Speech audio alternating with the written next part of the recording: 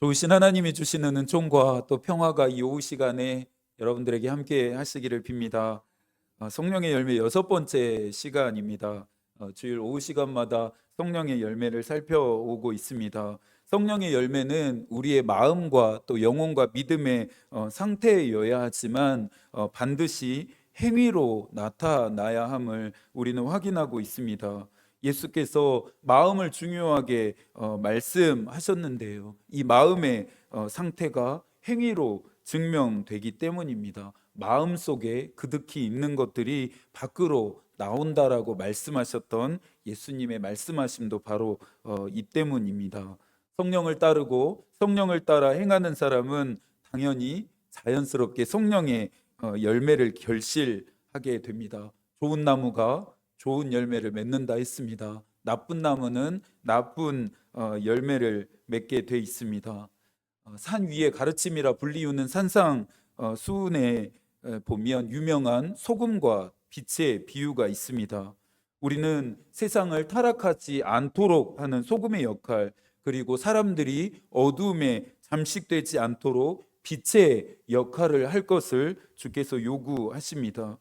그런데 소금과 빛의 비유에서 정말 중요한 것은 어떻게 우리가 소금이 되고 어떻게 우리가 빛이 되느냐입니다.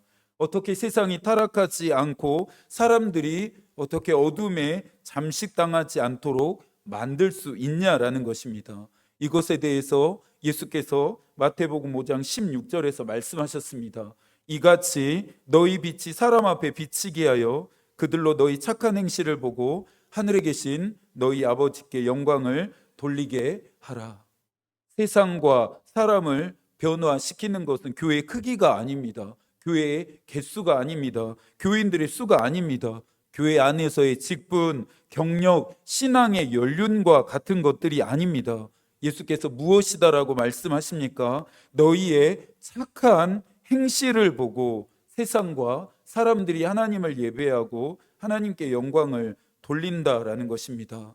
그 사람의 어떠함은 어떻게 알 수 있습니까? 그 사람이 진짜 그리스도인인지는 어떻게 확인할 수 있습니까? 열매를 통해서입니다. 열매를 보고 알 수 있습니다. 같은 하나님을 섬기는데도, 같은 하나님을 예배하는데도 이상한 열매들을 결실하는 그리스도인들이 있습니다. 나지 않아야 할 열매를 내는 사람들이 있습니다. 이유는 단순합니다. 그들 안에 이상함, 곧 하나님의 말씀, 하나님을 대적하는 것들로 가득 차 있기 때문이겠죠. 하나님께 직접적으로 맞서는 것만이 대적은 아닙니다. 하나님께 순종하지 않음, 하나님의 말씀을 따르지 않음도 하나님에 대한 대적입니다. 저와 여러분이 하나님께 순종하지 않고 있다면, 하나님을 따르고 있지 않다면 우리는 하나님을 대적하고 있는 것입니다. 믿음은 복잡하지 않습니다. 단순합니다. 믿음은 분명하고 선명해야 합니다. 말씀 안에서 나는 하나님을 따르고 있는지, 하나님의 말씀에 순종하고 있는지 점검해 보아야 할 이유입니다.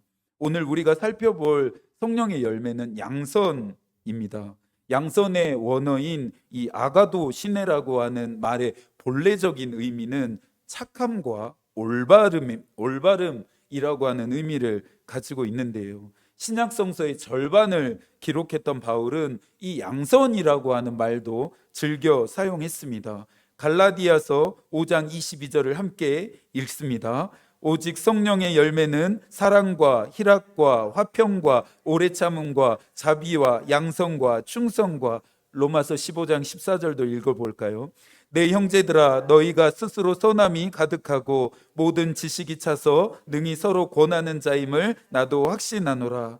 또 에베소서 5장 9절입니다. 빛의 열매는 모든 착함과 의로움과 진실함에 있느니라. 마지막으로 데살로니가후서 1장 11절도 함께 읽습니다. 이러므로 우리도 항상 너희를 위하여 기도함은 우리 하나님이 너희를 그 부르심에 합당한 자로 여기시고 모든 선을 기뻐함과 믿음의 역사를 능력으로 이루게 하시고. 바울은 양선이라고 하는 개념으로 여러 가지의 권면을 하고 있습니다. 바울이 양선이라고 하는 이 개념에 주목하는 이유는 두 가지인데요. 첫 번째는 양선, 선함, 착함, 선을 기뻐함, 올바름은 우리가 믿는 하나님의 성품이 되기 때문입니다. 바울이 양선이라고 하는 이 열매, 이 개념에 주목하는 이유는 양선, 선함, 올바름이 곧 하나님의 성품이기 때문입니다. 신명기 32장 4절에서 말합니다. 그는 반석이시니 그가 하신 일이 완전하시고 그의 모든 길이 정의롭고 진실하고 거짓이 없으신 하나님이시니 공의로우시고 바르시도다. 우리가 믿는 하나님은 선하신 분이십니다. 올바르신 분이십니다. 시편 23편 6절에서도 말합니다. 내 평생에 선하심과 인자하심이 반드시 나를 따르리니 내가 여호와의 집에 영원히 살리로다. 우리를 향하신 선하심과 인자하심을 하나님이 영원히 베풀고 계시다 말씀하시죠. 시편 100편 5절을 함께 읽습니다. 여호와는 선하시니 그의 인자하심이 영원하고 그의 성실하심이 대대에 이르리로다. 우리가 믿는 하나님은 선하신 분이십니다. 좋으신 하나님이십니다. 성령의 열매는 하나님의 성품의 또 다른 이름이 됩니다. 하나님은 선하시고 착하시고 올바르시고 선을 기뻐하시는 분이시기 때문에 그의 백성들은 마땅히 하나님을 닮아서 하나님을 본받아서 선하고 착하고 선을 기뻐하고 올바른 삶을 살아가야 합니다. 바울에게 있어서 양선은 그리스도인들의 삶의 방식이었고 또 그리스도인들의 태도였습니다. 바울이 양선이라고 하는 이 단어에 주목한 두 번째 이유가 있습니다. 그것은 이 양선이 복음의 본질이 되기 때문입니다. 그리스도인들은 세상을 변화시키는 사람들입니다. 그런데 이 변화는 힘과 지위와 권력과 명예로 되는 것이 아닙니다. 세상을 바꾸는 힘은 착함과 올바름입니다. 성령의 열매인 이 양선을 통해서 하나님이 지으신 이 피조 세계가 다시금 온전해지는 것입니다. 그래서 바울이 로마서 12장 21절에서 말합니다. 악에게 지지 말고 선으로 악을 이기라. 악을 이기는 힘은 무엇입니까? 선입니다. 선함이 악을 이깁니다. 세상을 구원하신 예수께서 거대한 악의 세력 앞에 오직 선함으로 맞서셨습니다. 이 선은 그리스도인들로 하여금 올바른 길을 걷게 하는 힘이 되고 길이 됩니다. 예수께 쉬운 길을 선택하라는 마귀의 시험 앞에서 예수는 반대로 좁고 어려운 길을 선택합니다. 베드로는 예수께 순환과 죽음을 피하라 했지만 예수는 오히려 당당히 순환과 죽음을 향해 걸어가십니다. 겟세마네 동산에서 기도하셨던 예수는 하늘 아버지의 뜻 앞에 기꺼이 자신이 마셔야 할 고난의 잔을 마시기로 선택합니다. 십자가에 매달리신 예수는 하늘의 천군 천사를 소환해서 자신을 충분히 능히 구원하실 수 있었지만 아무 일도 하지 않으셨습니다. 아무런 권세도 사용하지 않으셨습니다. 고요하셨고 침묵하시면서 죽음을 담담히 맞아 들이셨습니다. 세상을 바꾸는 것, 사람을 바꾸는 것은 힘이 아닌 선입니다. 예수께서 우리에게 착한 행실을 강조하신 이유와 같은 맥락입니다. 여기서 짚고 넘어가야 할 중요한 내용은 이 착한 행실이 결코 우리를 의롭게 한다는 것은 아니라는 점입니다. 착한 행실, 올바른 행위들이 우리의 구원에는 절대 영향을 줄 수 없고 또 개입할 수 없습니다. 그렇다고 해서 오직 예수 그리스도를 믿는 믿음으로 우리가 구원을 받고 의로워지는 것이니 착하고 올바른 행위는 무의미하다고 할 수 있을까요? 당연히 그렇지 않습니다. 주일 오전 시간에 말씀드렸던 것처럼 웨슬리는 본질상 타락한 인간이 하나님의 형상을 회복해야 한다라고 말하는데요. 본질상 타락한 우리 안에 하나님의 형상이 회복될 때 회복되어야만 선한 일들을 할 수 있는 힘과 능력과 동기가 우리 안에 생기기 때문입니다. 그러니 오직 예수 그리스도를 믿는 믿음으로 말미암는 삶을 위해서는 양선이 필연적이고 필수적일 수밖에 없습니다. 양선을 필연적이고 또 필수적인 성품이 되게 하고 이것이 자신의 삶의 방식과 태도가 되게 했던 인물을 만나 봐야겠습니다. 다니엘 6장 1절부터 4절까지를 함께 읽겠습니다. 다리오가 자기의 뜻대로 고관 120명을 세워 전국을 통치하게 하고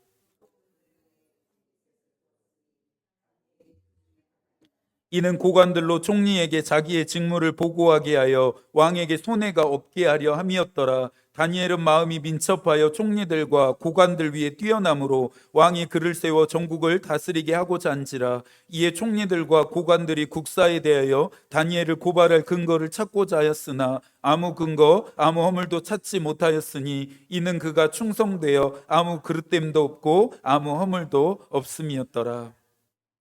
선하지 않았던 사람들, 올바르지 않았던 자들에게 다니엘은 눈의 가시였습니다.